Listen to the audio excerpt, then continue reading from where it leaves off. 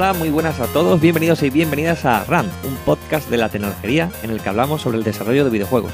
Os habla Adrián Mesa y me acompaña Jorge Cantón. Muy buenas, Adri, ¿qué tal? ¿Cómo estamos? Bien, pues con muchas ganas hoy también del programa, ¿no? Hoy tenemos también algo que no es habitual, siempre intentamos sorprender y que alguna gente nos ha pedido, ¿no? Y tenemos a un artista, ¿no? De Tequila Works. De Tequila Works. Y la verdad que vamos a hablar de muchísimas cosas, como siempre, pero como hacía mucho tiempo que no tenemos a un artista, pues teníamos por ahí temas pendientes o temas de los que no se ha hablado mucho, entonces pues vamos a hablar de herramientas, vamos a hablar de cómo se trabaja en Tequila Works y cuál es el pipeline para hacer las cosas que ellos hacen, de arte, y vamos a dar muchos consejos, que yo creo que vendrá genial a todos los oyentes que estén empezando o que estén pensando dedicarse al desarrollo de videojuegos como artistas. Y que sean eso, que quieran ser junior y que quieran hacer su portfolio, quieran hacer tal, pues qué cosas pueden ser interesantes de cara a empezar. Pues nada, vamos al lío a ver qué tal queda.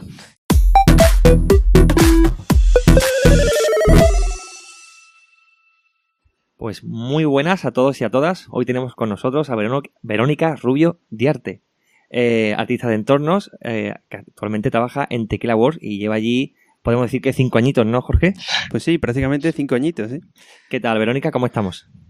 Hola, buenas tardes. Muy bien. Pues bueno, ¿no? Hoy tenemos una pregunta además nueva. Sí, vamos cambiando, así la gente un poco no se aburre de nosotros. Ah, por cierto, hay una cosa que me gustaría comentar y es que hace unos últimos programas, ¿no? Uno de nuestros oyentes escribió que le gustaría que trajéramos a alguien de arte. ¿Es verdad? Y bueno, hoy tenemos a Verónica, así que yo creo que también cumplimos con eso, ¿no? Y creo que es importante también, ¿no? Vale, bueno, pues empezamos por la primera pregunta. Lánzala tú. Yo la lanzo, venga, genial. Pues bueno, intentamos saber un poco, para romper el hielo, tu perfil como jugadora, ¿vale? Entonces, hoy te vamos a hacer una pregunta nueva, que es si has jugado algún juego que después terminaste odiando. Uf, vaya pregunta. Pues yo creo que no. Uy, qué suerte. Bueno, a ver, estoy jugando ahora al Windows y estoy empezando a cogerle un poco de manía. ¡Ostras! Pero hasta el punto de odiarlo, de momento no. Tampoco llevo tanto tiempo. Yo siempre dije que admiraba a todo aquel que se pasara el Windows, porque demasiado. Fue bastante durillo pasártelo, ¿eh? Fue bastante chulo. ¿Tú has jugado algún juego que después terminas odiando, que te has enganchado demasiado o que has dicho, no debería haber jugado esto, perdí un mes de mi vida? Sí. O sea, yo hay juegos que, por ejemplo, sobre todo los online, por ejemplo, el Rocket League, que yo dije, bueno, un juego de un coche con una pelota Nivea, ¿eso qué? ¿Sabes? Y luego eso es, por favor, desinstálalo, que esto es droga, te quita horas de vida. ¿Sabes? Pero bueno, no lo odiaste, ¿no? Eso era más por salud. Sí, brutal, eso era brutal. Vale, bueno, pues cuéntanos también un poco, Verónica, ¿cómo te surge la idea de dedicarte al mundo de los videojuegos? Pues la verdad es que es una cosa que siempre me gustó. Bueno, me gustó mucho también el cine. Desde pequeñita el cine, la animación, los videojuegos. Y yo soy de Zaragoza.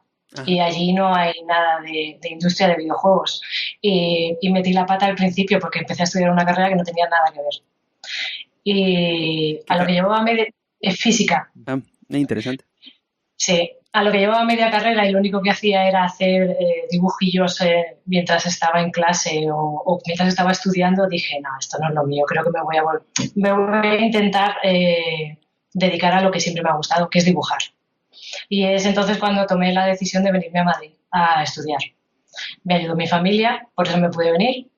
Y estudié en una escuela de aquí de Madrid, llamémosle carrera porque en aquel momento no había diplomatura, o sea, no había nada homologado, ¿no? Pero era una carrera que abarcaba pues muchos ámbitos, desde el 3D, la ilustración, el diseño, varias cosas. En principio empecé queriendo hacer cosas relacionadas con el concept, ilustración y demás. Pero me fue gustando cada vez más el 3D.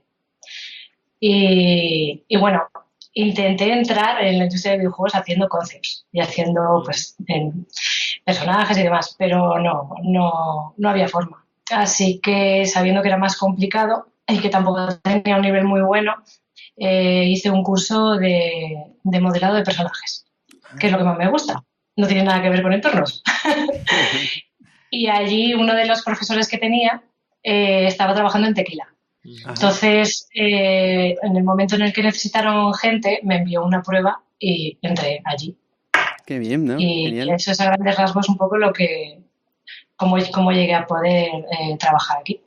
Vale, y bueno, vamos a ver, tú eres, como hemos dicho al principio, Environment Artist. No, yo lo he dicho en español, le he dicho artista de entorno. Vale, perdón. Para ahorrarme Sí. el riesgo de no pronunciarla Ok, correctamente. Entonces, Sí, pero es un poco relativo eso, ¿eh? sí, es un poco Porque la relativo. verdad es que sí, en tequila se podría decir que soy bastante generalista. Sí, quizás en España no, todo el mundo es un poco generalista, ¿no? Sí, porque de hecho en Rhyme sí que hice varios entornos, pero también hice cosas de concept, hice cosas de modelos hasta de personajes y ahora mismo en el proyecto en el que estoy haciendo props y personajes. Ajá. Así que es muy relativo. Va, curioso, porque te íbamos a hacer diferentes preguntas en base a ello, ¿no? Que nunca hemos tenido en el programa a un Environment Artist y entonces era Sí. que también nos contaras un poco, pero ya que lo has comentado y que eres un poco generalista, igual nos puedes comentar eso, quizás cuáles son las principales diferencias que hay entre los diferentes ramas, ¿no? Del Bueno, arte a de ver, un videojuego, ¿no? en verdad, yo creo que sí nos va a venir hasta bien, porque muchas de las preguntas son de cómo se relaciona el trabajo de un environment artist con otros Claro. miembros del equipo. Entonces, bueno, yo creo que nos va a venir de puta Sí, madre. sí, eso, cuéntanos un poco, ya que trabajas en todos un poco, cuáles serían los principales perfiles de artísticos que hay, por ejemplo, en Tequila y cuáles, Sí. si te centras principalmente en uno o según el proyecto te encargas de uno u otro, cuéntanos un poco y cómo se diferencian, ¿no? ¿Qué hay de diferencia pues alguien que se diferencia un character artist o un environment artist o cuáles son las principales diferencias? Uh-huh. Pues en Tequila lo bueno que tiene es que como es una empresa muy grande, pues lo que te digo, hay varias personas que hacemos un trabajo más generalista. Entonces, hay personas que sí que se dedican únicamente a hacer environments, hay otras personas que se dedican más a la parte de concept y hay otros pues que hacen un poquito de todo. Entonces, un environment artist sobre todo trabaja con diseñadores. Porque una vez los diseñadores montan un nivel con cajas blancas, que llamamos whitebox, hay que vestirlo de alguna manera. Entonces ahí aparece la persona que hace un concept o que tiene una idea, unas referencias visuales de fotos, depende muchas veces del momento en el que estás en el proyecto. Al principio suele haber muchos concepts y luego conforme va avanzando y el tiempo se viene encima, pues tiramos mucho de referencias y de objetos que ya se crean. Y una pregunta, entonces, lo que son las artes, los concepts, ¿eso los hacéis también los environment artists o hay otro equipo de artistas que se dedica a hacer los concepts? Suele ser otra persona, siempre. Suele ser otro perfil. Pero sí, porque también lo que hacemos mucho aquí es hacer una cosa que se llaman paintovers. Ajá. Que sacamos una captura del nivel en Whitebox y pintamos encima un poco sabiendo qué es lo que queremos contar de la zona o que va a representar ese área. Entonces, eso sí que lo he hecho yo varias veces antes de empezar a ponerme con algo. En Rhyme, de hecho, hice varias zonas que luego hice yo los modelos también para montar en la zona de environment que estaba y hice yo antes el paintover, me lo aprobaron el jefe de arte y entonces yo me puse a ello, a hacer modelos y demás. Entonces el environment artist sobre todo sí, se podría decir que trabaja mucho con diseño y en el apartado artístico, bueno, pues siempre bajo la supervisión del director de arte para saber si eso funciona o no funciona con lo que se quiere contar. Vale, y también entonces el environment artist es el que diseña y modela los props o hay otros equipos que modela props y entonces lo que es el environment artist lo que hace simplemente es, por así simplemente, ¿no? Pero lo que hace es ensamblarlos y construir el... Por lo general es una relación, o sea, es como mitad y mitad. Porque por un lado el que va montando el environment tira de cosas que ya existen o se generan nuevos assets que los puede hacer él o pueden ser otros miembros del equipo si son assets más complejos. ¿Vale? Por ejemplo, en el proyecto en el que estamos ahora hay gente que se dedica únicamente a montar, pero luego hay módulos más sencillos, tipo paredes, suelos, escaleras, ventanas, que lo van haciendo ellos, pero luego los assets más complejos los estamos haciendo dos personas que nos dedicamos a hacer props. Ajá. ¿Vale? Supongo que también hay una parte de testeo, ¿no? Porque si estás montando ahí un escenario, tendrás que cada por ponerte a correr. Aunque después llegue Cuba, supongo que hay parte del trabajo tendréis que hacerlo ustedes. Sí, sí, la verdad es que siempre se hace un testeo, al principio un poco menor, pero conforme se va avanzando en el juego sí, porque si no está todo lleno de bloqueos, claro. Entonces depende del juego. Con Rime fue bastante problemático el asunto porque el niño podía hacer casi de todo. Entonces se podía meter por cualquier parte y aquello era un jaleo. Muchas veces nos encontrábamos con bugs de Cuba que era como, pero ¿cómo has conseguido llegar hasta ahí? Que eran muy difíciles de reproducir, pero sí, la mayoría de las veces se prueba todo antes y bueno, siempre surgen algunos problemas después, pero bueno, se van solucionando. Vale, y por ejemplo, los props que desarrolláis, ¿ya tienen también la información de colisión o eso es una cosa que luego se hace aparte? Pues se puede trabajar de varias maneras. Nosotros estamos ahora, desde siempre, trabajando con Unreal y dentro del propio motor tienes la posibilidad de generar tú una malla de colisión. Sí. Entonces, depende también del juego, las mallas de colisión tienen que ser más... me salía curate. Sí. Más afinadas a la geometría. Sí, más afinadas un convexo, o pueden ser cajas. Un cubo, exactamente, puede ser una caja porque el personaje no puede saltar o no puede hacer... Entonces, depende un poco de eso. Yo sí que hay muchos objetos que les pongo una caja directamente. Porque claro, depende de lo que sea, no te hace falta más. Claro, claro. Esto, como yo vengo del mundo móvil, simplemente también como dato para los oyentes, pues las colisiones no son gratis y tienen un coste. Exactamente. Y normalmente, mientras más simple es la geometría, pues menor es el coste. Entonces, bueno, no siempre se puede trabajar igual según la plataforma. También dependerá, entiendo, props que sean pequeñitos, que puedas pisar, o props que sean tan grandes que, bueno, con un cubo o un cilindro pues los puedas envolver y como no vas a pasar por encima de ellos, pues bueno... Sí, si no vas a pasar por encima de ellos, que entonces ya es lo que te decía, comentaba con el anterior proyecto, que fue un poco más cacao. Y supongo que, bueno, también después estará lo típico de colocar las típicas paredes invisibles, ¿no? Que todos los juegos tienen y que mucha gente odia porque no viven la libertad de exploración. Hasta que te acostumbras, es cuando, este es un juego de esos. Sí, a mí me ha pasado mucho. Vale, entonces veo que también te da un poco de coraje, ¿no? Sí, lo que pasa es que es verdad que hay veces que no se puede evitar. Claro, y muchas veces es como, mira, por aquí no puedes pasar por mucho que quieras, que es que no hay nada al otro lado. Entonces, ¿para qué? ¿Para qué? Vale. Entonces hemos hablado un poco eso del trabajo que tú desempeñas, pero ¿nos puedes decir entonces cuáles son los roles, por así decirlo, principales en el desarrollo de un juego AAA? Roles principales de arte, ¿eh? AAA. No he participado en triplesas, pero bueno, os puedo comentar un poco de... Sí, más o menos, ¿no? En el caso de Rime teníamos una persona que se encargaba de hacer concepts todo el rato, ¿vale? Lo supervisaba el director de arte y estaba haciendo concepts, lo sacaba como churro, por decirlo pronto.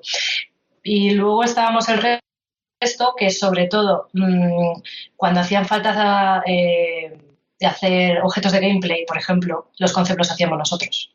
Porque estábamos ya, esta persona que hacía concepts trabajaba de forma externa. Entonces, nosotros que estábamos ahí nos vinculábamos mucho más con todo lo que tenía que ver con el gameplay. El vestir, los objetos de gameplay, etcétera. Roles, aparte de Environment Artist, que todos acabamos montando bastantes partes del mapa, o sea, del juego, así que... Pero también había el apartado de la UI, que también hice yo varias cosas. Luego también los personajes que los hizo Pablo, que era nuestro technical artist también, que es otro rol que hace falta, que es muy necesario. Y en Rime no hizo falta tener gente específica para hacer props o assets, porque si habéis jugado veréis que el juego está montado mayoritariamente con los mismos props todo el rato. O sea que se hacían cosas específicas pero muy, muy poquitas. Vale. Pues Vale, genial. Al final hace falta muchísima gente, como Sí, siempre. como Mientras siempre. más grande es el juego, más específico siempre el rol. Sí. Por ejemplo, no sé si has trabajado también en The Sexy Brutale. No, en el Sexy Brutal no trabajé. Porque ese vi también un making of y salía que, bueno, que había un trabajo interesante de cómo dividir el escenario en cuadrículas y que los pros ocuparan dichas cuadrículas y había una cantidad de pros ahí impresionante y también una calidad increíble y claro, ahí también entiendo que habría un jaleo importante de generación de pros por todo, que no eran tampoco iguales, eran bastante pros. Pero aparte el equipo de Sexy el de arte era más pequeño que el de Rain. Ajá. Había 2 personas que estaban casi a tiempo completo haciendo props. Luego había otras 2 personas que sí que es verdad que estaban haciendo concepts y refinando y luego los personajes se hicieron fuera. Se hizo outsourcing de los personajes. Eso que estábamos hablando de la cuadrícula y de los props y que tienen que cumplir una serie de reglas suele ser un error bastante de novato. El preocuparse empieza arte simplemente para que no esté parado, empiezan a hacer props y si no hay reglas, pues después muchas cosas hay que echarlas para atrás y se pierde muchísimo tiempo, muchísimo trabajo. Así que bueno, pues si alguien anda por ahí haciendo props y todavía no sabe los tamaños del personaje, de cómo es la cámara, cómo se van a mover. Eso te iba a decir, que también ahí en lo que es la cuadrícula, el diseño y todo eso también entra la gente de design, ¿no? Porque ellos también tienen que decir cuál es el salto que puede hacer el personaje, cuál es la distancia, tal, y entonces ahí es importante para también saber la cuadrícula, cómo se va a medir, cómo se va... Estaba intentando ahora recordar el nombre de un juego, es que me ha pasado con varios juegos en los que tienes cosas que no tienes claro si puedes saltar o no puedes saltar. Ya, sí. Y eso es una mala planificación de los tamaños de props. Tiene que ser, oye, mira, estos props son que los puedes saltar y ya a partir de esta altura no puedes saltar. Entonces no hagan cosas intermedias porque si no la gente se vuelve loca. Sí, de hecho yo creo que también hay algunos truquitos ahí en plan de esto no llegas ni de coña, pero cuando vas a saltar hay un pequeño impulso extra que te dan para que llegues porque no llegabas de ninguna manera. Eso los Uncharted lo he visto más de una vez. Impulso extra. Te quería preguntar, Verónica, si hay algún tipo de evolución en el trabajo que un artista hace en función de cómo evoluciona su carrera de junior, lo que hay en medio de junior y senior. Pues yo entré como junior porque realmente no tenía una experiencia previa, había hecho algunas cosillas de freelance, pero muy poca cosa. Yo entré de junior y lo que sí que noté es que no sé dónde está el paso de junior a medio, lo que como lo quieras llamar, a senior. La verdad que lo he buscado y digo, siempre se habla junior y senior, pero bueno, joder, en medio hay algo, ¿sabes? Digo, sí.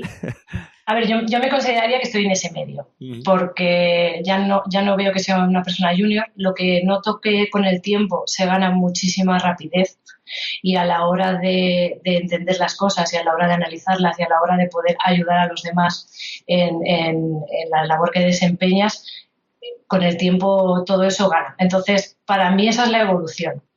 Senior o no, ya... Hombre, en mi trabajo, si yo quisiera llegar a ser directora de arte, pues me quedan 20, 30 años, no lo sé. Que sé, ahí podría estar el senior. Pero, no sé, sería un poco eso, supongo. ¿Tú todavía tienes a cargo a alguien o de momento trabajas tú sola y a ti te dan las tareas? No, sí, trabajo sola. Vale. De momento, sí. Vale, y cuéntanos un poco, que también creo que es muy interesante para todos los oyentes, ¿no? ¿Cuáles serían las herramientas, ¿no?, que usas principalmente en el pipeline de tu trabajo allí en Tequila, ¿no? Pues a la hora de generar assets, props, personajes, etcétera, yo trabajo con 3D Max. Trabajo con 3D Max, con ZBrush. Antes usaba mucho Photoshop, ya lo hemos cambiado por el Substance. Hombre. Sí. Yo creo que casi todo el mundo está dando el pasito. Sí. Está muy bien.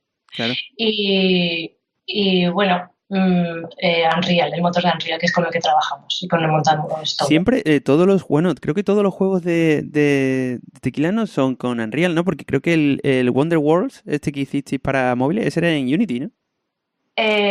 Y Sexy también es de Unity. Ah, Sexy también. Ajá. Sí, lo que pasa es que tanto uno como el otro, esa parte es externa, porque el Sexy sí, una colaboración. Sí, con Cavalier Studios, creo, ¿no? De exactamente. Ellos eran los programadores y diseñadores y me parece que trabajaban en Unity. Y el Wonderwalls, pues es que no tengo ni idea, la verdad es que estoy muy desconectada del Wonderwalls, pero puede ser que estuviera hecho en Unity, claro. No se hizo tampoco la parte de código aquí, ¿vale? Entonces, ahí no te... Y has comentado que ahora habéis pasado al Substance Painter, y luego está también el Substance Designer. No sé si lo usáis porque también es muy interesante para la hora de crear tus propios materiales. Es que en la empresa, gente muy técnica como para utilizar el designer no hay. Ajá. Eso es más trabajo de un technical artist. Entonces, ese sería otro perfil. Y ahora mismo no hay nadie tocando el designer. Tampoco lo hemos necesitado de momento. Así que la verdad que está muy chulo, pero bueno. Lo que nosotros lo evaluamos también en la empresa, y lo que pasa es que como Substance tiene una tienda tan buena con tantísimas sustancias, te tienes que justificar muy mucho que te haga falta un tío que te esté diseñando. Que te haga tus propios... Entonces, la verdad que lo estuvimos evaluando y es complejo, el diseño es complejo. Y al final yo creo que lo usarán empresas muy tochas que necesiten de verdad tener como su personalidad y una serie de materiales que no existan. Claro. Que tengan un estilo propio. Sí. Una preguntita que estábamos antes de empezar la entrevista contigo, debatiendo un poco algunas de las preguntas, y Jorge y yo tenemos la duda de hasta qué punto cuando se hace arte, en concreto centrándonos en la parte de arte de entornos, hasta qué punto se hace todo con el motor o si se usan herramientas de terceros, ¿no? O middleware. Y bueno, pues nos ha surgido la duda, por ejemplo, a la hora de generar terrenos, si en vuestro caso tiráis con un Real o usáis algo de fuera, o por ejemplo habéis usado algo alguna vez como SpeedTree para el tema de los árboles, ¿no? Sí, a ver, los terrenos utilizamos los de Unreal. Los landscape de Unreal funcionan muy bien. Entonces, lo tienen bastante bien implementado. Pero middleware hemos utilizado el SpeedTree, sí que lo hemos usado. Simplygon, antes de que viniera integrado dentro del motor también. También utilizamos para Rime, para que se viera cómo se veía tan bonito, Enlighten. Yeah. Y también utilizamos Umbra para aquel proyecto. Claro, pero ¿Para él? Para el cooling. Sí. Claro, Umbra es para el cooling y el Lighting es para la iluminación. Sí. Entonces, realmente, con el tema de terrenos, el SpeedTree y los props ya, entonces, en teoría, nunca ensambláis nada fuera de Unreal. Es decir, se diseña fuera de Unreal los props y luego siempre los ensambláis dentro. Sí. Ya sobre lo que es los White Cube, ¿no? Que has comentado antes. El White Box, sí. El White Box. Sí. Ok. Vale, genial. Y bueno, en tu trabajo cuando has trabajado diseñando entornos, ¿qué normalmente te ha gustado más? ¿Diseñar entornos exteriores o interiores? Exteriores. Exteriores, sí. Son más basados en concepts y cosas que siempre son más espectaculares, a lo mejor. No, lo que pasa es que los que hice para Rime siempre me parecían mucho más agradecidos los exteriores. Como tenía... el ciclo dinámico, pues siempre lo podías ver mucho más bonito que en un interior que no ves nada, muchas veces. Entonces, lucía mucho más. Y en general, ya que has dicho también que tocas muchas otras cosas, aparte del arte de entorno, ¿qué es lo que más te gusta hacer a nivel de arte? Pues a mí me gusta mucho hacer personajes. La verdad es que lo que más me gusta es eso, y me gusta mucho pues estar en contacto con los riggers para saber si las mallas funcionan bien. Soy un poco loca de las topologías. Pues mira, eso está bien. Sí, eso está de muy bien. ¿Sabes cuántos currículum se reciben que te dicen, joder, la topología está mal? Ya, sí. Y cuánta gente tiene las capturas que son muy bonitas y luego le das al wifi. Sí. Y hacen, ¡oh, Dios mío! Es como que hay debajo del sofá, ¿no? En plan, a ver la mierda que hay aquí, ¿sabes? Claro. A ver, es como no has trabajado para videojuegos o has trabajado para videojuegos, entonces tienes que tener en cuenta la topología. Que a ver, que siempre en algún momento, pues porque prisas dejas alguna cosa de cualquier manera, ¿no? Pero por lo general déjalo bonito, sobre todo si es tu carta de presentación y demás. Pero sí, lo que más me gusta es eso. Y bueno, en la parte del diseño de un personaje también hay varias etapas. Está la parte de lo que es el modelado, el texturizado, luego el rigging, la animación. El concept también del personaje. Claro, entonces de esa parte ¿te gusta normalmente cubrirlas todas o principalmente el modelado? ¿O cuál es las que a ti más te molan? ¿De principio a final o...? A ver, yo no hago ni rigging ni animación. Ajá. la verdad es que son dos apartados bastante complejos y que cada uno necesita una buena especialización. He hecho concepts, tampoco soy muy buena, pero me gusta hacer concepts. Pero sí que es verdad que lo que más me gusta y que creo que soy mejor es haciendo el modelado y las texturas. Es lo que más. Vale, y luego, eso es interesante, tanto en el modelado de personajes. ¿Has tenido la oportunidad entonces en alguno de los proyectos de Tequila de hacer personajes? Sí. ¿En cuál? Cuéntanos. En uno que está todavía. Que no es ninguno de los que ya estén publicados. No, para Rain lo que sí que hice fue el diseño de los trajes del niño, los secretos, si habéis jugado. Sí, hombre, claro. Todos los trajecitos, no sé si los habéis encontrado, esos los hice yo, ¿no? Ajá. Los hice yo tanto el concept como las texturas en el modelo. Entonces, guay. Pues, y eso, y a la hora de trabajar, normalmente ustedes trabajáis para consolas y PC. ¿Qué limitaciones a nivel de poligonación, a nivel de tamaño de texturas tenéis a la hora de crear personajes y a la hora de crear de entornos? También no sé si incluso nos puedes decir si hay diferencias, que supongo que sí, entre plataformas, porque claro, no es lo mismo a lo mejor PlayStation que Nintendo Switch o algo así, quizás. Entonces, cuéntanos un poco en ese aspecto cuáles son vuestras normas normalmente. Vale, nosotros todavía no hemos trabajado para Switch, ¿vale? Entonces, ahí sí que sé que hay bastantes problemas. Hay bastante limitación. Pero una pregunta, yo tenía entendido que Rain, cuando fue lanzado, luego alguien, no me acuerdo quién era, una empresa externa, hizo el port. Quizás no quedasteis muy contentos con ese port y hubo varias publicaciones de Tequila, lo digo de una forma suave, ya tú tendrás otra opinión, quizás más veraz. Y luego creo recordar que salió publicado que Tequila dijo, pues, vamos a hacer nosotros el port o lo vamos a retocar, no me acuerdo el qué, y se mejoró mucho el rendimiento del juego en Nintendo Switch y todas estas cosas. Entonces, no habéis entonces desarrollado, entonces no entendí esa... Cuéntame un poco. A ver, sí, el port se hizo fuera. El problema es que cuando nos pillaron lo que estaba hecho, estaba... Entonces sí que es verdad que nos pidieron ayuda de vuelta para intentar mejorar cómo se veía el juego en la Switch, pero no tuvimos mucho tiempo de dejarlo bastante pulido, porque ahí sí que es verdad que las limitaciones eran muy grandes y hacía falta mucho tiempo.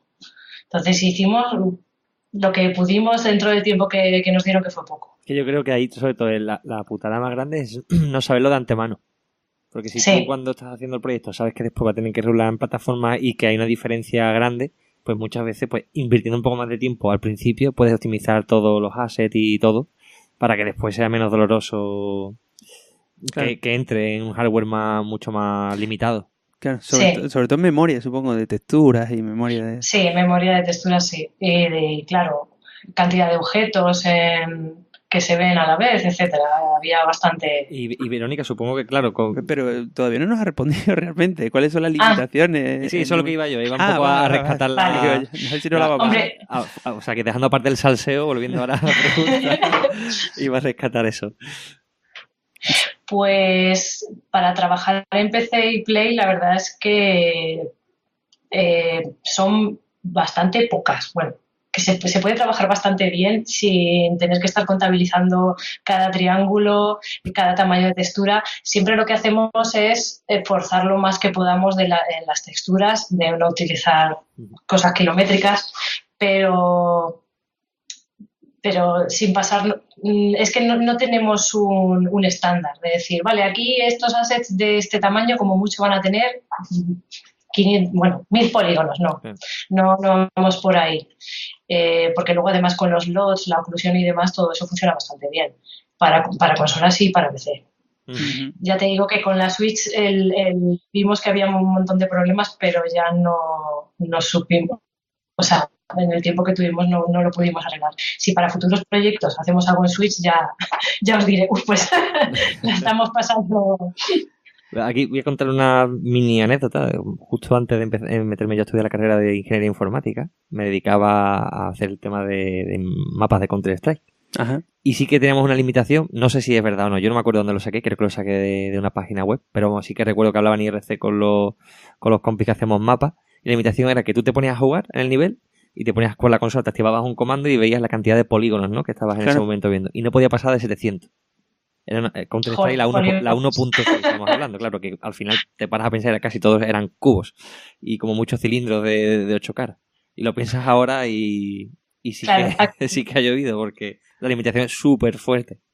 Sí, aquí sobre todo son objetos cargados, pero bueno, como se hace el streaming, pues mapas con objetos cargados a la vez, pues a lo mejor 1200, 1400, la máquina ya empieza, ¿vale?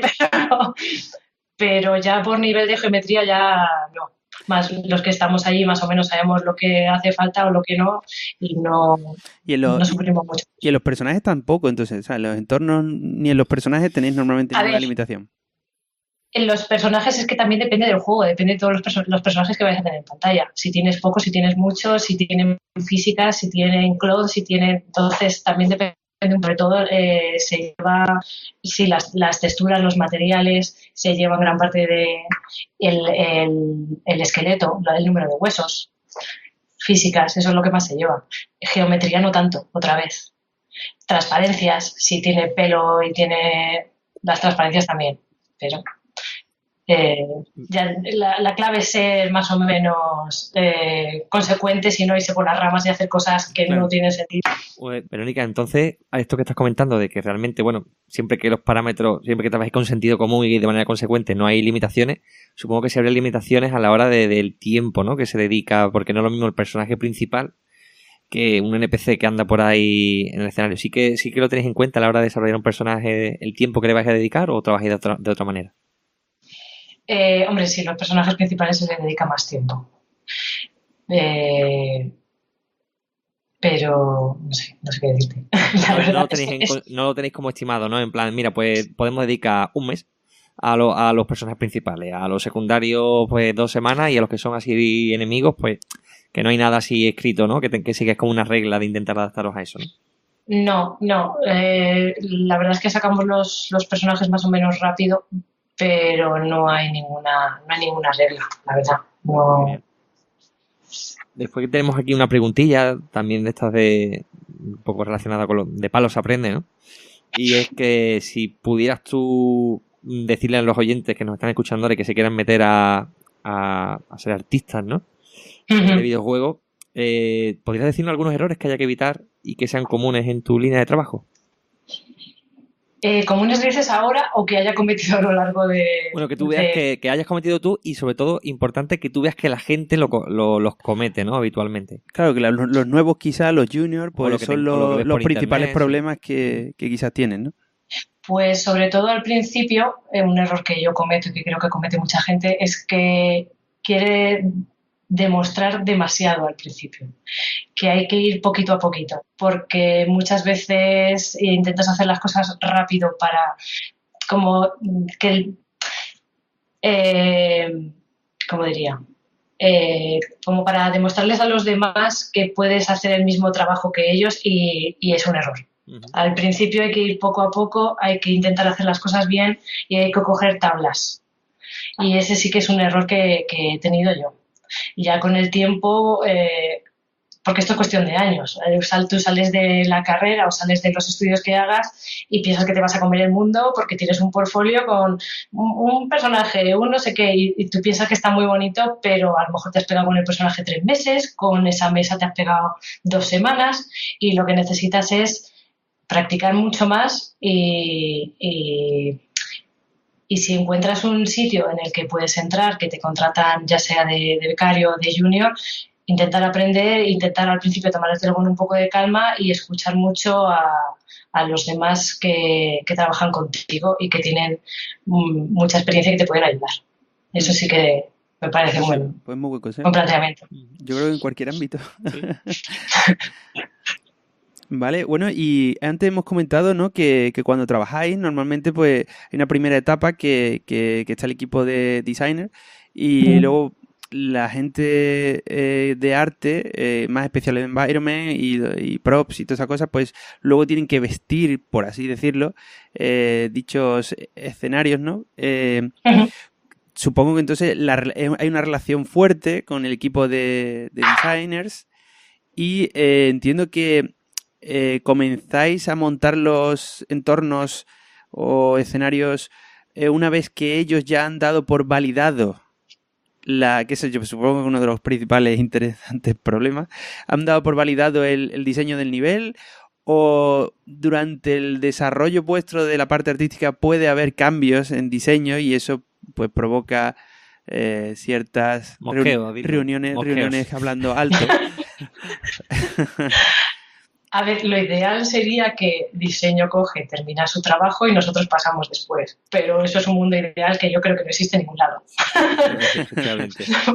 Porque, vale, ellos cogen, lo montan, lo aprueban. Muchas veces si tienes, pues yo qué sé, un puzzle o enemigos o no sabes exactamente cómo se va a mover el personaje, porque de por medio también están desarrollando mecánicas o desarrollando otro tipo de cosas, ellos lo montan. Ves lo que han montado, te pones a andar por allí y dices, pues esto es tremendo. Bueno, vale, pero lo han aprobado, lo voy a empezar a montar. Pero luego de repente se empieza a montar y se empiezan a meter todo, que si puzzles, que si esto, que si lo otro, y no funciona. ¿Qué hacemos? Pues otra vez lo que pasa es que ellos empiezan a poner sus cajitas encima de lo que nosotros tenemos ya montado, y esto no me gusta, y esto no lo quiero, y esto no sé qué, y hay que volver a montar otra vez. Sí. Y esto es el trabajo de todos los días, pero porque es muy difícil que ellos también tengan una visión clara de lo que quieren sin tener muchas de las herramientas que también les faltan.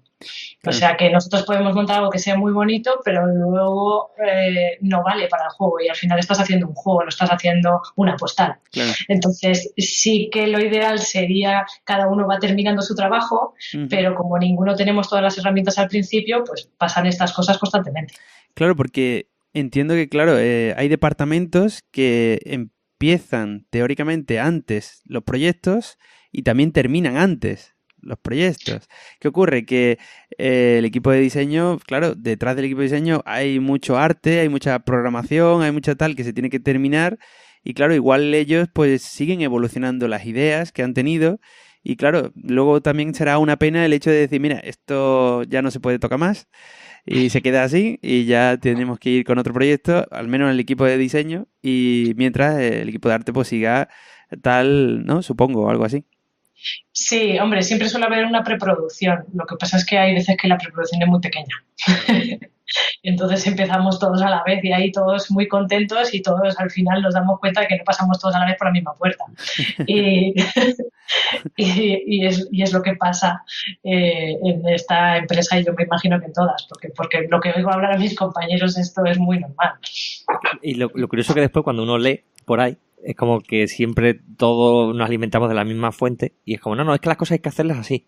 Porque yo he leído que primero está la preproducción y que ahora los game designers trabajan todo con cajas en blanco y cuando ya está todo perfecto, entonces ya y después la realidad es que es imposible trabajar de esa manera y las cosas no se ejecutan nunca porque si no tienes como a la mitad de la empresa parada, cuando termina uno tiene que empezar el resto. Y que los tiempos de producción nunca son tan espléndidos como para poder hacer eso. Esa también es la putada, que no todo el mundo se puede permitir 4 meses de preproducción, 6 meses de preproducción. Es imposible. Claro. Bueno, y cuéntanos un poco, Verónica, antes lo hemos comentado, ¿no? ¿Cuáles son los proyectos desde 2014, ¿no? Que fue cuando entraste en Tequila Wars, en los que has participado? Porque desde 2014... se han publicado varios proyectos en Tequila. Hemos visto Rain, Sexy Brutales, Wonder Wars.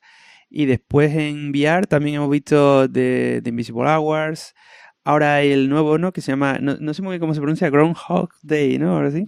Yo no lo voy a pronunciar bien. Cuéntanos, Verónica, ¿cómo se pronuncia? Groundhog. Pues realmente, de todos esos, el proyecto que participé fue en Rain.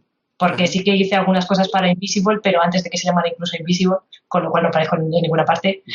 Para Wonder Wars he hecho un par de assets chiquitillos, así que tampoco puedo decir que haya trabajado para Wonder Wars. Y Invisible y Sexy se estuvieron haciendo a la vez que Rain, más o menos. Ajá. O se fueron solapando. Sí, porque Entonces, 2017 fue tremendo. Sí, Tequila, año para movido. no ser un estudio enorme, sacó todo. Sí. salieron 3 juegos de repente, desde Daylight, ¿no? Que era el anterior que había, y claro, fue Ujú. espectacular. Ujú. Así que se puede decir que Rime. Y claro, después de terminar Rime y que se fueran terminando otros proyectos, pues bueno, pues hemos ido haciendo otras cosas.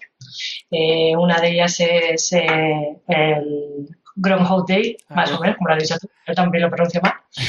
Y bueno, ahí se están haciendo más cosas. Yo estoy en las cosas que no puedo contar, porque todavía no se han anunciado. Claro. Tengo ganas de que se anuncien ya para poder hablar, claro.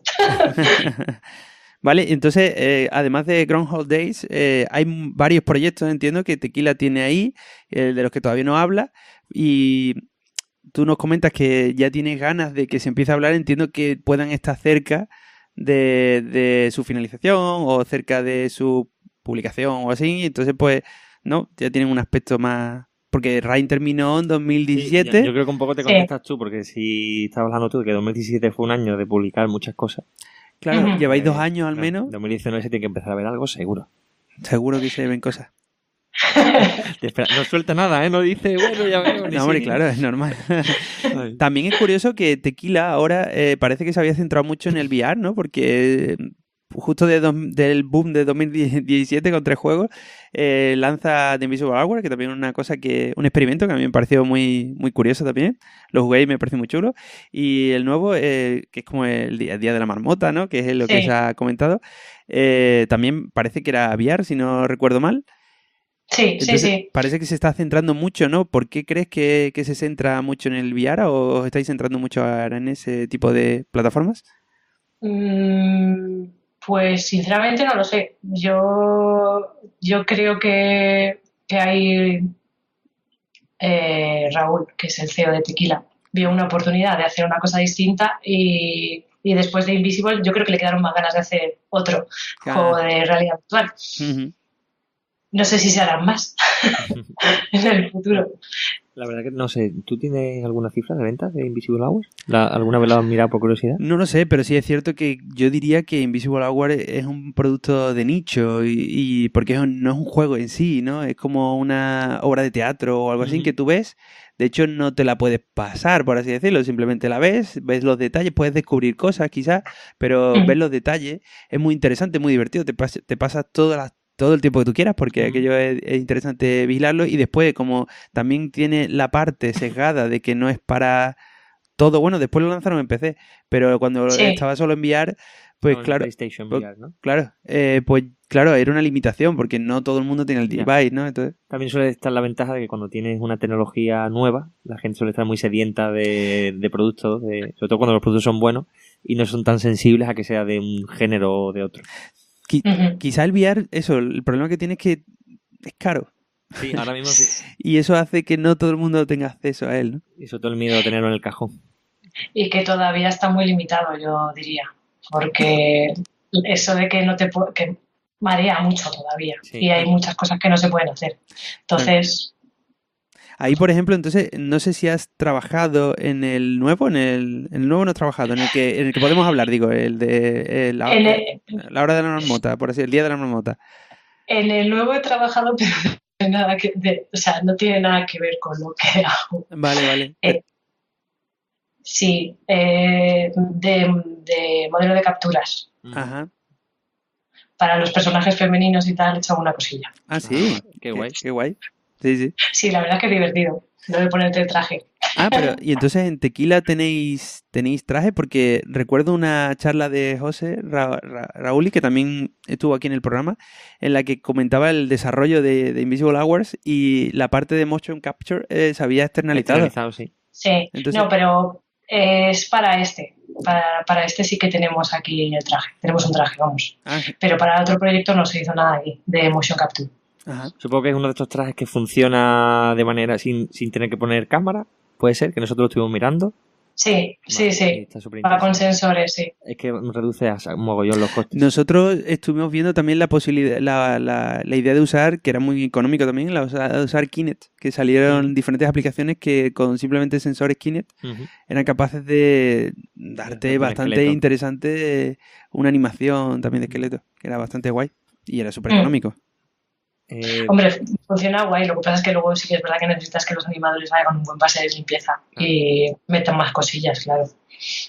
Pues Verónica, te quería aprovechar para preguntar si tienes algún juego o juegos que te hayan servido de inspiración en tu carrera. Pues no sé si decir de inspiración, pero sí que es verdad que jugando al Diablo 2 decía, ¿qué estoy haciendo con mi vida? Mientras estaba intentando sacar la carrera de física. Así que a lo mejor ese podría ser uno. Un punto de inflexión, ¿no? En plan, Sí, con lo que mola esto, sí. ¿qué coño hago yo? Sí, exactamente. Qué buena. Y juegos en los que yo siempre digo que tengo... cuando un juego me gusta mucho, mucho, mucho, lo meto en una especie de lista que yo tengo de juegos en los que me hubiera encantado participar en su desarrollo. Entonces siempre digo, ostras, me hubiera encantado participar en Uncharted, ¿no? En cualquiera de las ediciones, o en The Last of Us, ¿no? O me hubiera encantado participar en tal juego, ¿no? ¿Qué juegos dirías tú que te hubiera encantado participar en ellos, de los que conocemos, ¿no? Pues es que me gusta mucho la estética que tienen los Diablo o el WoW o Torchlight, etcétera. Para trabajar como artista me hubiera molado mucho trabajar en juegos así. Ajá. La estética así más lúgubre, ¿no? Más, por ejemplo, los Doom, quizás también más gore. Sí, también me gusta. Claro. También me gusta ese estilo, así que te desquita, ¿sabes? Como puedo hacer cualquier cosa, porque muchas veces depende de para el público que vaya orientado el juego, no puedes decir, Claro. pues sí, ese tipo de juegos también. Yo no sé por qué es tan común eso. En muchísimos artistas, muchísimos perfiles, compañeros, siempre está esa tendencia hacia Blizzard, hacia... poner sangre por las paredes. Hacia Doom. Y de hecho muchas veces nos preocupa cuando tenemos un portfolio demasiado seriote. Porque, claro, al final, como si trabajas mucho tiempo en una empresa, te toca hacer de todo. Y a veces vas a tener que hacer cosas cookie, cosas más infantiles o cosas más coloridas. Entonces nos suele molar como ver que la persona también es capaz de hacer otras cosas, ¿no? Sí. Curioso. A mí es que realmente lo muy realista tampoco me gusta. No me gusta mucho porque es como, es que copiar esto tal cual que ya existe, ¿sabes? Como que para mí en mi caso, como que le falta la parte artística, ¿sabes? Entonces, me gusta cuando hay un estilo diferente, marcado, que tenga una línea de arte así chula. Claro. Ya porque tenga texturas pintadas a mano o porque, ya te digo, puedas hacer bichos muy raros o cosas que no existen. Porque eso de tener que hacer todos los días los mismos objetos que es como un poco rollo. Si hay que hacerlo, se hace, pero es un poco rollo. Y por cierto, como artista también, normalmente has desarrollado modelos y cosas que has colgado en diferentes stores de diferentes motores. Por ejemplo, está el store de Unreal, ¿no? Tal, en plan, entonces puedes plantear como artista, ¿no? Decir, pues no solo me doy a conocer quizá o con mis propios diseños, sino que además incluso puedes hasta ganar dinero, ¿no? Entonces, ¿eso lo planteas o lo has planteado alguna vez? Lo he planteado alguna vez, pero nunca he llegado a hacerlo. Y además ahora mismo estoy bastante ocupada, así que todavía más difícil. Pero sí que es verdad que muchas veces me pica la curiosidad de decir, y si pongo aquí, si hago alguna cosilla y la pongo aquí, aunque sea un poquito, a lo mejor te da, ¿sabes? Y sí. Es como... Pero no he hecho todavía nada de eso. Vale, y bueno, hemos comentado al principio de la entrevista, ¿no? Casi 5 años ya, ¿no? En Tequila. ¿Qué dirías que es lo más importante que te ha aportado o has aprendido allí en Tequila Wars? Pues aunque me repita a ser una profesional de los videojuegos. Aunque solo haya estado en una empresa, la verdad es que todas las cosas que aprendes en el desarrollo estando día a día con mucha gente que pasa por allí y muchas que se queda, porque todavía hay mucha gente que lleva... que conocí cuando entré, es que te aportan eso, que tú ves que año a año vas mejorando como profesional y como que dices, bueno, ya parece que voy sabiendo cómo hacer las cosas y poder dedicarte a lo que te gusta y seguir año tras año y ver que parece que la cosa no se va a acabar ahí, que te vas desarrollando es lo que más me gusta. Porque sí es cierto, ¿no? Que no es fácil quizás, no lo sé, para los artistas porque hay mucho freelance, ¿no? En el tema de arte, en videojuegos. De hecho, se ven incluso los grandes estudios de AAA, ¿no? Que también externalizan mucho en freelance y se ven muchos concepts, muchas cosas hechas desde artistas de fuera, ¿no? Y quizás es difícil conseguir estar en una empresa que a lo mejor te pague solo por hacer concepts, ¿no? Porque muchas veces se requieren muchos tipos de artes distintas o algo así y claro, es muy fácil tirar de freelance que alguien está especializado más, como comentabas, en juegos a lo mejor más de rol o juegos más de un tipo a lo mejor más alegre, como comentaba antes Adrián también. Por eso digo que sí, ¿no? Considero que también es guay, ¿no? El poder estar en una empresa fijo, ¿no? Por así decirlo, con un sueldo y que con el tema de competencia, ¿no? Que hay en el tema de arte, ¿no? Sí, la verdad es que se agradece. Y si te gustan los proyectos, pues oye, ¿qué más puedes pedir? Pues claro. La verdad que eso es una cosa que también que creo que es muy guay de Tequila, que suele intentar siempre hacer algo diferente. Distinto, sí. Proyectos originales, siempre... Eso lo valoro muchísimo Sí. A un estudio. Que no copia simplemente algo porque, bueno, ha salido Fortnite, pues, todo el mundo hace Battle Royale. No, hace no sé qué. Pues, entonces, eso me parece un valor interesante, también una diferenciación y un sello de marca, así que me parece guay en ese aspecto como estudio. Pues bueno, Jorge, me han dicho por ahí que hay una preguntita de un amigo tuyo, ¿no? Sí, bueno, amigo mío y de Verónica, ¿no? Porque Alejo Silos, que también estuvo aquí con nosotros en el programa, nos lo pasamos muy bien con él también, pues nos puso en contacto con Verónica para poder tener la entrevista de hoy y bueno, como no, pues ha querido transmitirte una pregunta, ¿vale? Pues te leo textual. Vale. ¿Cuál es el modelo o concept del que te sientes más orgullosa? Uf. Pues la verdad es que es uno del que todavía no os puedo enseñar nada. Así que Es bastante nuevo, ¿no? sí, es bastante nuevo. Bueno, pues el anterior a ese, en el que te sientas más orgullosa. A ver, de Rhyme, los modelos de los trajes de niño, la verdad es que cada vez que los veo digo, ay, eso lo he hecho yo. Qué bien, qué guay. Así que bueno, podría ser ese. Porque cuéntanos, o sea, yo recuerdo y para muchos oyentes que se hayan pasado Rhyme, ¿cuál sería algo que te gustó mucho que hiciste en Rhyme y que pues, sea fácilmente identificable? En plan de, pues, no sé, hice en el mundo del pájaro que te volaba sobre ti, o en el tema de los zancudos, que yo los llamo así, no sé cómo se llama, pero estos que llovía mucho. Los centinelas. Los centinelas, eso. Que esa parte a mí me pareció muy chula porque interactuabas con un personaje. Era la primera vez después de tanto nivel que interactuabas y de hecho yo le cogí más cariño al centinel que al zorro. Es decir, era espectacular. A mí me encantó aquello. Entonces, ¿cuál dirías tú para todos los oyentes? Mira, esta parte la trabajé yo en Rhyme y la verdad es que me gustó mucho el resultado que quedó y creo que es fácilmente identificable. Pues hay varias partes, lo que pasa es que son pequeñitas. Pero me gusta mucho el nido que hay en el Stage 2. Ajá. Ese entero, el diseño de la torre y todo lo hice yo. Ah, qué guay. Y me gusta verlo. Qué chulo. La verdad que tiene que ser una sensación bonita, ¿no? Como tú y como yo, que somos programadores. Claro. Y que todo está ahí en la sombra. Y muchas veces al usuario le da igual. Mientras funciona.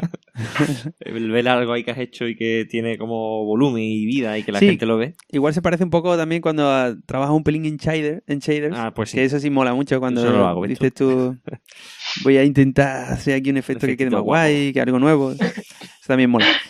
Pues, Verónica, yo también te quería preguntar ¿qué le recomendarías a una persona, a un oyente que quiera ser artista de videojuegos en cuanto a qué formación debería tener? Pues creo que la formación es bastante importante. Entonces, si no es autodidacta, como personas como yo, que yo soy muy vaga y necesito tener a alguien detrás diciendo, venga, que tienes que entregarme, no sé qué.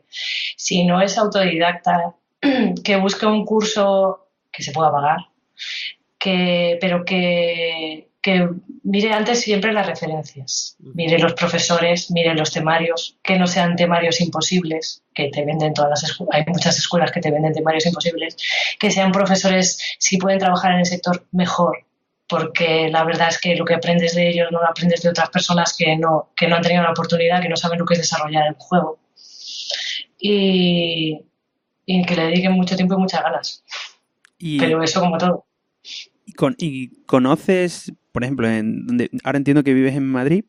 Sí. Allí está ESNE, ¿no? O hay diferentes escuelas. ¿Conoces alguna por personas, compañeros que están entrando en Tequila, que diga, ostras, pues este chaval viene de tal sitio y aunque es junior, pues la verdad es que tiene muy buena formación, así que parece que tales sitios pueden ser interesantes para recomendar, ¿no? a los oyentes. Ahora desde que hay carrera, porque artistas la verdad es que cada uno viene de un lado y los que estamos ahora mismo allí, bueno, sí que ha habido gente que ha estudiado carrera y tal, pero pues muchos vienen de academias privadas y cosas así. Diseñadores que están entrando ahora, sí que es verdad que han terminado carrera, como ahora sí que existen carreras de videojuegos, pero no sé si son de la UTAD o la de la Politécnica. Ajá. Me parece que de ESNE creo que también hay gente. Vamos, al final es un poco que seas bueno en lo que haces y que se note luego cuando salgas de allí. Pero así no te sé decir un sitio concreto. Y con la idea de ayudar también a los oyentes a desarrollar cuando ellos dicen, pues yo voy a dar el salto, me gustaría entrar en alguna de las compañías del sector, voy a hacer un portfolio. ¿Qué recomendaciones le darías a artistas que quieren entrar en la industria y que se van a hacer un portfolio y que muchas veces cometemos errores, ¿no? A lo mejor pues si has trabajado en esto o si te vas a orientar a un trabajo, vas a aplicar para un trabajo de tal tipo, pues enseña mucho sobre ese tipo. O ¿qué recomendaciones le darías a los artistas?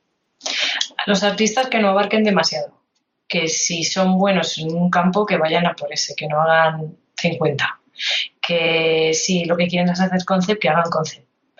Que tengan claro que sobre todo en el apartado de arte 2D hay mucha competencia. Es más fácil muchas veces entrar en 3D. Y es mucho más fácil entrar haciendo props o environments. Eso también es verdad. Hay mucha más gente que es necesaria en un juego para montar entornos y hacer props. Sí. Y sobre todo que, bueno, me imagino que esto es lo que dice todo el mundo, pero siempre quedarte con lo mejor. No hace falta que sean 30 trabajos, con que sean 5 y estén bien y que sean decentes, vale. Y enfocarse siempre a lo que vas a aplicar.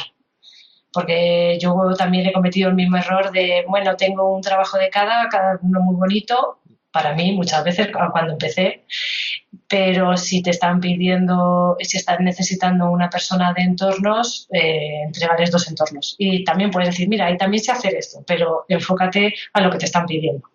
Uh-huh. Pues guay, yo creo que son buenos consejos, ¿no? Sí, para que lo sigan. Pues bueno, también ya que estamos y tenemos la suerte de tenerte aquí hoy, pues nos gustaría hablar porque hace poco Tequila también estuvo un poco en boca de todos, ¿no? Porque participó en la presentación de Google Stadia, en la que estuvo Luz Sancho. Uh-huh. Y bueno, suponemos cosas, pero nos gustaría que si nos puedes decir, por ejemplo, si has probado, evidentemente. Parece una pregunta con respuesta obvia, pero si has probado Stadia, ¿no? ¿Sí he probado Stadia? Uh-huh. No, todavía no. ¿Tú has probado la demo Stadia? Bueno, la demo. No, yo Creed, en Chromes, ¿no? No, sí. No la probé. Yo tampoco. No. Por eso nos parecía interesante. Digo, bueno, igual teníais cierta facilidad para probarla, ¿no? Ahí, tirando. No la he probado. Vale. Lo que sí es evidente, Verónica, que Stadia, desde luego, plantea muchísimas posibilidades, porque en teoría la limitación, ¿no? del hardware que desaparece. Entonces, sí. No sé, ¿tienes algún tipo de, hablando mal y pronto, de paja mental en cuanto a lo que se podría hacer en una plataforma así, a nivel creativo? Hombre, yo todavía tengo mis dudas, porque tengo que verla funcionando. Uh-huh. pero si luego es posible, la verdad es que lo que salió presentando Luz estaba bastante chulo. Eso de que puedas alterar el estilo visual de un juego, por ejemplo, en tiempo real, o que puedas ponerte a jugar desde cualquier lado, en cualquier sitio, es interesante. Pero bueno, primero hay que verlo funcionando y luego... La verdad que luego es una tecnología que no te deja indiferente, que plantea muchísimas dudas y muchísimas posibilidades. A mí, desde luego, como desarrollador de videojuegos, me encanta. Y ojalá vaya más y sea rentable, que es también lo que no sé si será rentable. Sí, lo que tiene que mejorar son las conexiones a internet y con eso ganaremos mucho.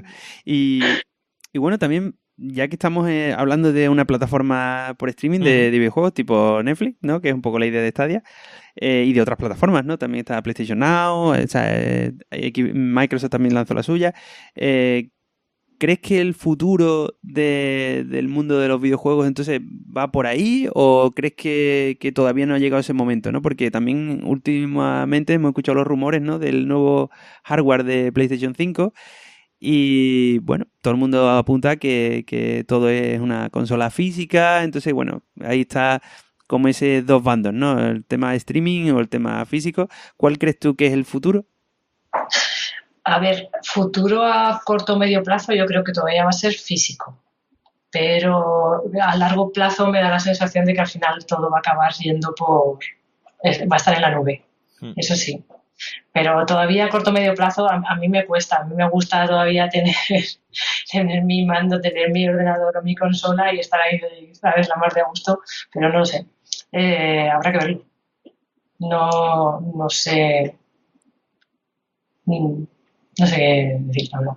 A mí me encantaría, desde luego, un mundo donde no te tengas que comprar la Play 6, que directamente salga el juego y te lo puedas jugar en tu portátil de 1.000 euros. Esa idea me encanta, me fascina. O el Smart TV, ¿no? Eso incluso mejor me lo ponen, ni siquiera en el portátil de 1.000 euros, en tu televisor y para adelante. Y ya está, pagas el juego y los DLC, lo que haga falta, pero te ahorras la consola. Sí, sobre todo eso, las posibilidades de tener un hardware, ¿no? O sea, de disponer del hardware según requisitos del juego al que vayas a jugar y decir, pues nunca me va a ir mal un juego porque no tengo el hardware suficiente o cosas así, o porque han hecho un port chungo o porque tal, sino que siempre va correcto, como los desarrolladores lo han diseñado. Y también a la hora de desarrollar, ya hablo desde el punto de vista de la programación, se simplifica muchísimo. Porque tienes una única arquitectura. Bueno, también es cierto que como todo, como Netflix, saldrán 30 servicios iguales y cada uno tendrá la arquitectura de los servidores de dichas máquinas, ¿no?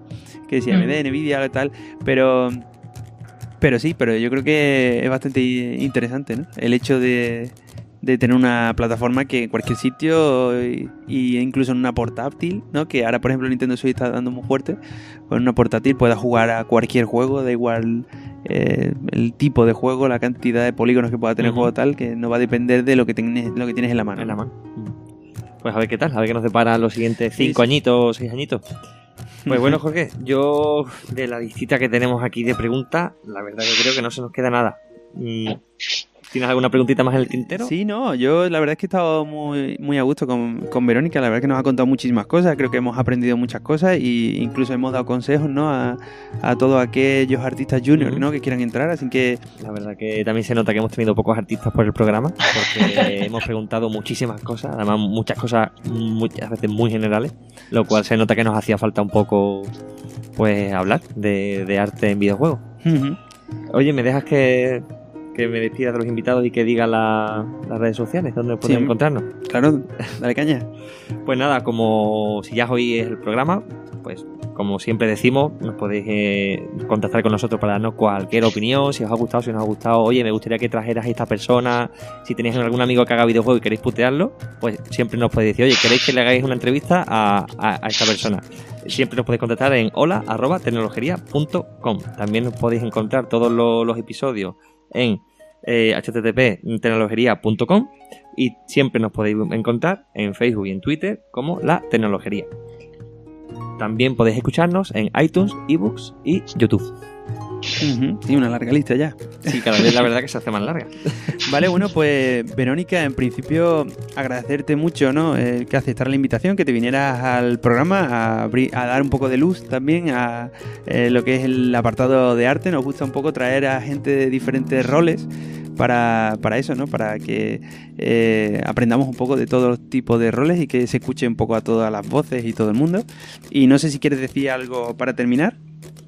Nada, simplemente agradeceros a vosotros que me hayáis dado la oportunidad de hablar, que espero ayudarle a alguien, si puede ser, Seguro y si no, por lo menos que pasen un buen rato. Sí. Pues nada, pues un saludo a todos y nos vemos en la próxima. Venga, un saludo. Adiós. Venga, un saludo, adiós.